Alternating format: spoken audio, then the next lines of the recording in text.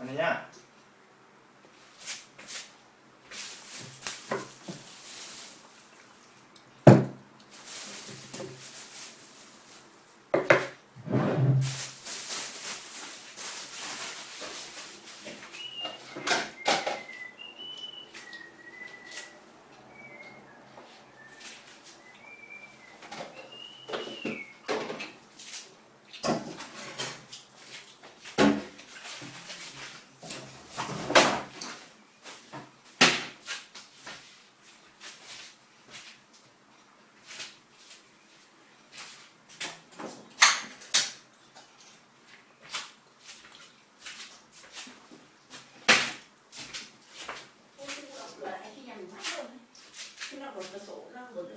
Được chính luôn nhá.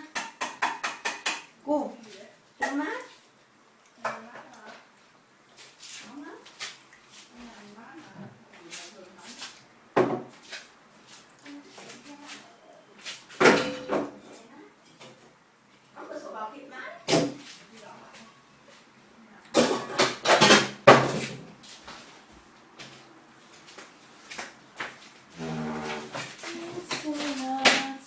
Ăn được pizza không?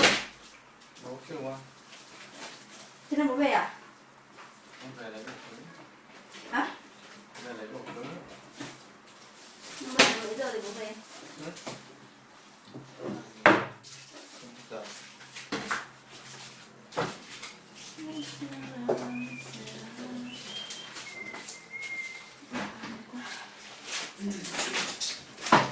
Đi.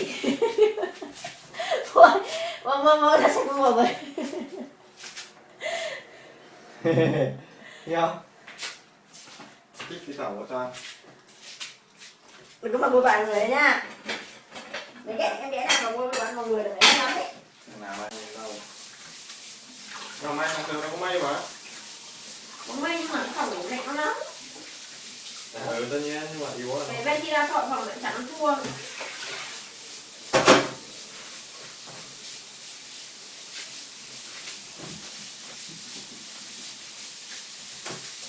tuần này phải đi chợ. Bố ơi, cách thơm quả sưởi đi bố. Thấy. Thấy đấy. Cái tôi đi thôi.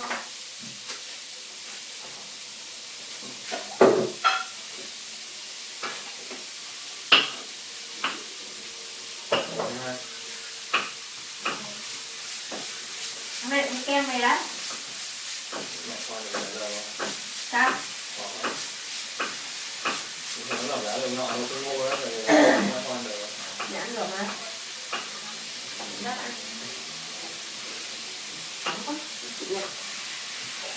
1 2 này nữa em vợ mình đi Ăn hai đi. Ăn cho nó. nhiều mà nó chua. Thế được rồi. Về áo bố mà. Nóng quá, nóng quá kỹ quá. Em chả làm mình nhiều được mùi lắm. giờ mẹ về bố nghe giọng mẹ cũng là em khó chịu. Con về phải hỏi thăm lại em câu nữa. Có hy sinh một tí chứ hắn nào không vấn đề gì đâu, ăn uống bình thường. Nếu như mọi người mẹ cứ làm thì là bố bỏ bê thành con ấy. Đó là ngoài ý muốn thôi, đâu vậy. Cái lúc mà nó bực bội nó nói thế thôi chứ không có bị gì đâu. Lúc đấy mẹ phải nghĩ là cô chú ngủ nhiều rồi như bạn người ta ấy. Sao bố không đem máy cô về đây làm? Hả? Sao bố không đem máy cô về đây làm? Làm ở xuống đây. Ừ. Nó bảo nó không có túi đi cắt chốt, nó làm mang đi, cắt xuống nó làm, mình có ổ túi hết sẵn rồi. Xuống nó cứ đưa lại, nã hết cả rồi. Đồng thế đã định đi sớm rồi để về còn đi ấy mà. Về còn đi chợ châu Á cơ mà. Mình không được rồi. Cái gì vậy? Chợ châu Á về nấu cơm đi ăn rồi mà mãi ở trong tôi kể tôi ăn người ít.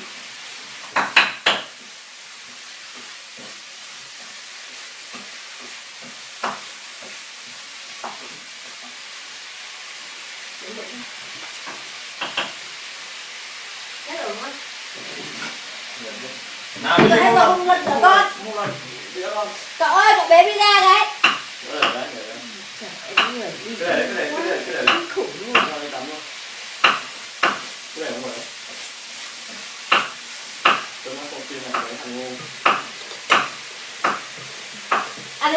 của đi. Để lại ít cho nó lịch sự chưa? Ăn hết. Không phải lại ít cho lịch sự được không? Tiết kiệm nhà mình nghèo lắm. Nhà cái nghèo rồi ăn đến cái cuối cùng á. Đến mọi ngày nghèo quá gì nữa. Vì nói chung là lịch sự thì cái lịch sự của mình. Thực sự người ta ăn hết. Mẹ quá. Là nên bim bim ý. Ăn để lại ít. Mình nhà nghèo nhà mình nó lãng phí hết nhà mình. Ai bảo bố là nhà nghèo nhà mình.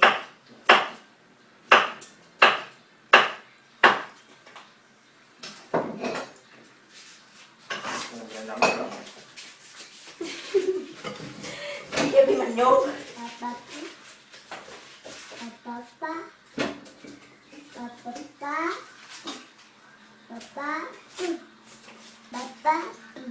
Để thả ra luôn nhé. Cái gì này? Rau salad này.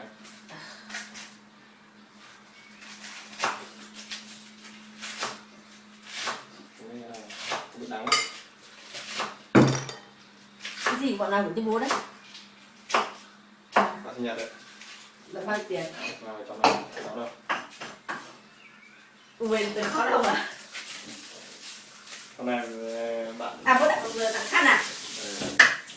Hôm nay bạn xếp bạn ấy hôm nào không phải về đi. Để mai cho bây giờ ra ngoài tìm tiếng rưỡi nữa. Tặng quà có khác đúng không? Bố tặng nhiều không? Mua đỡ một cái vòng, một cái khăn. Thích không? Không thích thì bỏ.